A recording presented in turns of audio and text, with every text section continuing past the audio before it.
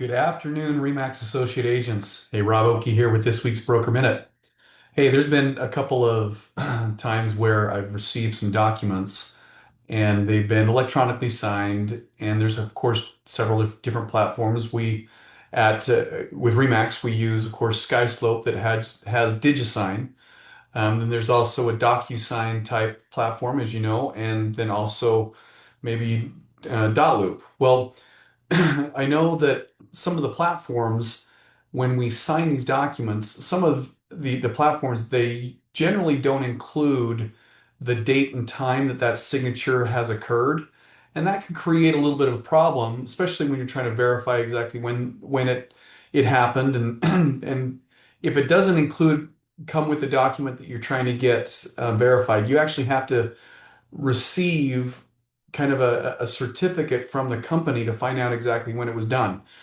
However, at least like with Digisign, I'm assuming DocuSign you can do the same thing, but with Digisign, you're at least able to include the date and time with your signature as long as you set it up correctly in your preferences. So I want to actually just walk you through how we can actually do that so that that you can see how simple this is. And that way, when you start using Digisign going forward, your date and time is going to be included with your signature, and it's going to create a lot less confusion. So let me just share my screen real quick with you.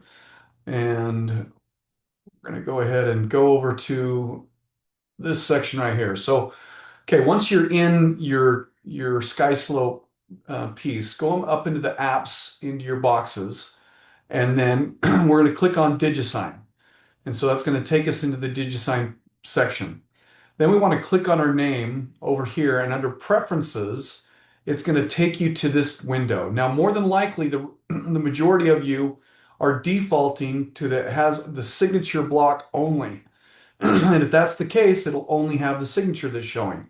Well, I want you to change that to include the date and time with your signature, and then, of course, save the information. So for you guys, it probably looks like that. But what I want you to do is change it to include the date and time, and then, of course, save it. And then from that point on, every time you add a signature, it'll also include the date and time with it. So hopefully that makes it, this should be pretty simple enough, and you should be able to make sense of that. But make sure you go ahead and take care of that as soon as possible.